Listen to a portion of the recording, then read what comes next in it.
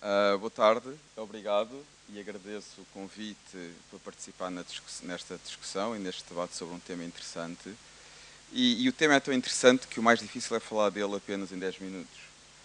E por isso tenho que ser muito telegráfico e rápido e vou falar através de tópicos.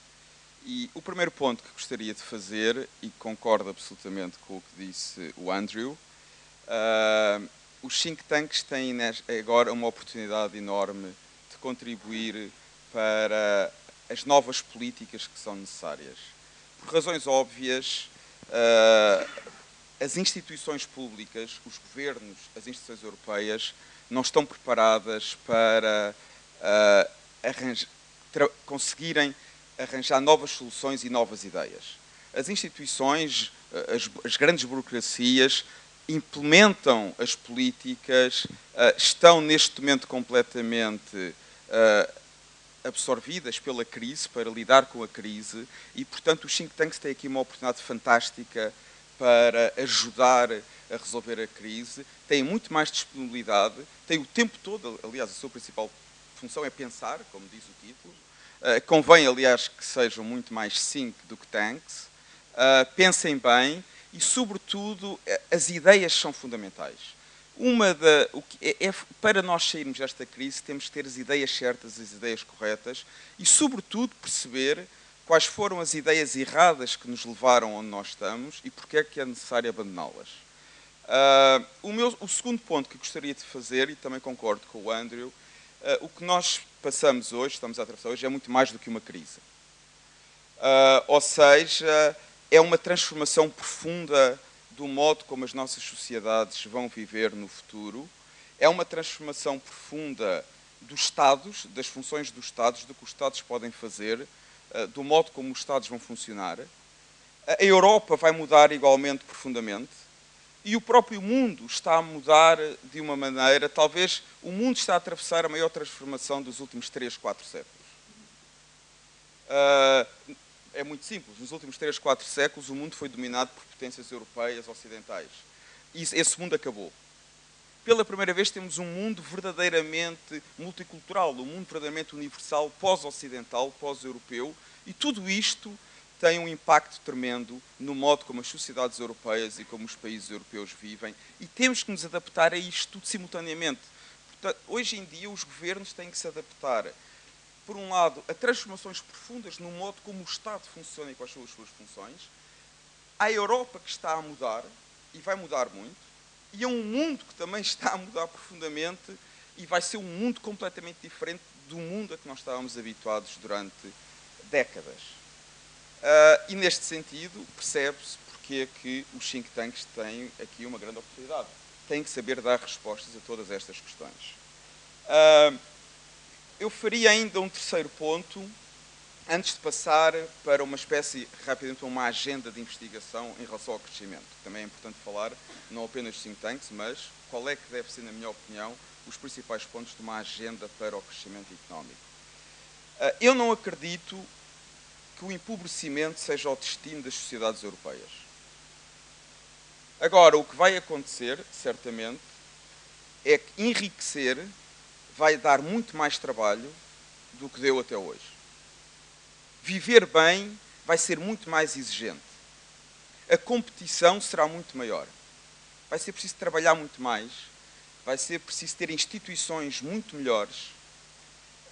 Vai ser preciso termos regras mais apropriadas e melhores. Ou seja, a vida vai ser muito mais exigente. A vida vai ser mais difícil.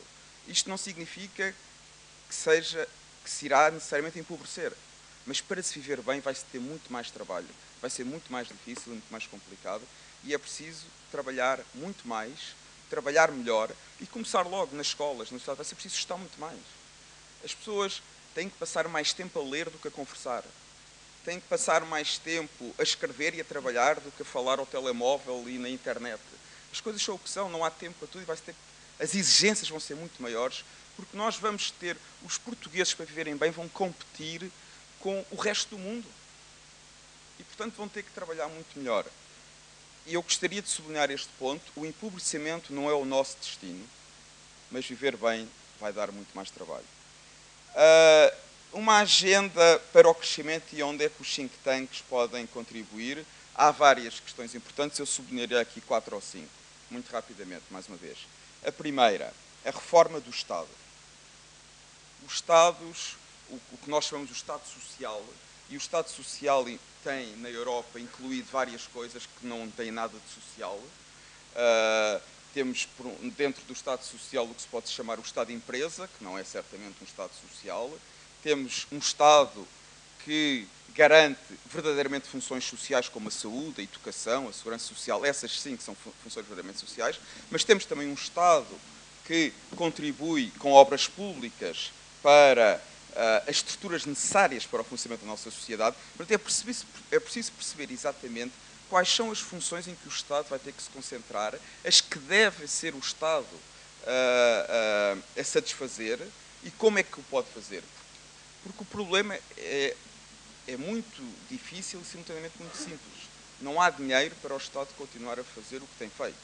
Portanto, o Estado vai ter que, os Estados na Europa, em geral, vão ter que repensar as suas funções e reformarem-se, até porque já percebemos que os mercados já deixaram de emprestar dinheiro barato e era com base nesses empréstimos que, em grande medida, o Estado Social podia funcionar. E eu não estou a defender que o Estado Social acabe. O que estou a dizer é que o Estado Social tem que ser repensado e tem que ser verdadeiramente social.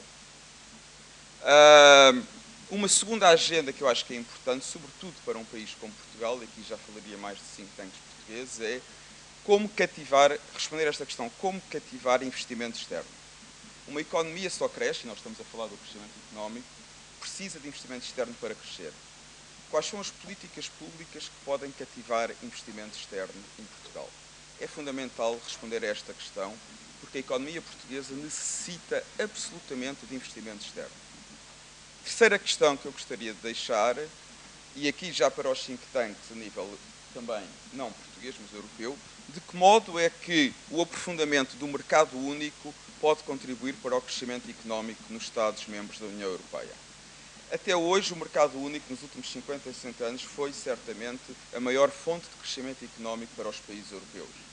Se há hoje uma certa prosperidade nas sociedades europeias, se atingimos uma situação de privilégios económicos, foi em grande medida graças ao mercado único.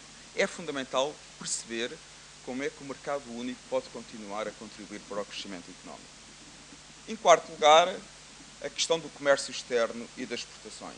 Mais uma vez, uma das políticas que mais contribuiu para o crescimento económico na Europa foi o facto da União Europeia se ter tornado uma potência comercial. E, juntamente com a União Europeia, grande parte dos seus Estados-membros são potências comerciais. As exportações são fundamentais para o crescimento económico na Europa. Se alguma coisa a Europa é hoje, é uma grande potência comercial. Somos a maior potência comercial do mundo ainda, hoje, a União Europeia. Portanto, é fundamental continuar a apostar no comércio externo. Como é que podemos beneficiar mais do comércio externo para crescer economicamente? E, sobretudo, quando há crescimento económico e muitos países fora da Europa, potenciais parceiros comerciais com os quais devemos aprofundar as nossas relações comerciais. Por fim, uma questão mais política, mas que está ligada a estas questões.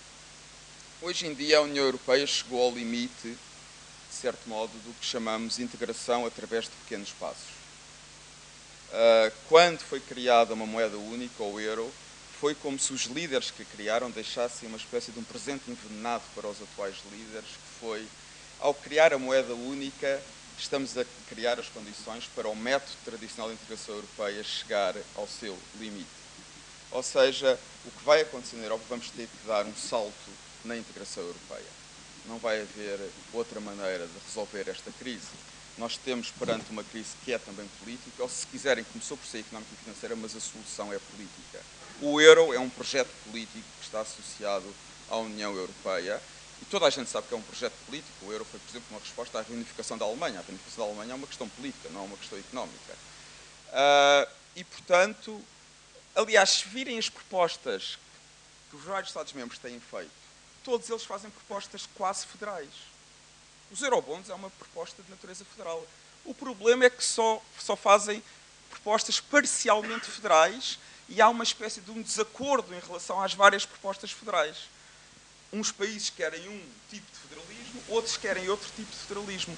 O que nós vamos assistir nos próximos tempos, espero eu, é a necessidade de um acordo federal entre os vários federalismos. Vai ser difícil, porque, basicamente, para simplificar o acordo, os franceses estão a pedir à Alemanha que abdique de a sua parcela de soberania que ela mais valoriza desde o pós-guerra, que é a questão da estabilidade monetária e a questão, se quiserem, da comunitarização da dívida. E, por outro lado, a Alemanha irá pedir à França que abdique de uma coisa que a França sempre valorizou, que é uma parte importante da sua soberania nacional. Este acordo terá que ser alcançado para termos uma solução satisfatória, sustentável para a crise do euro e para o futuro da União Europeia, e esta solução política será absolutamente fundamental para termos um crescimento económico sustentável na Europa.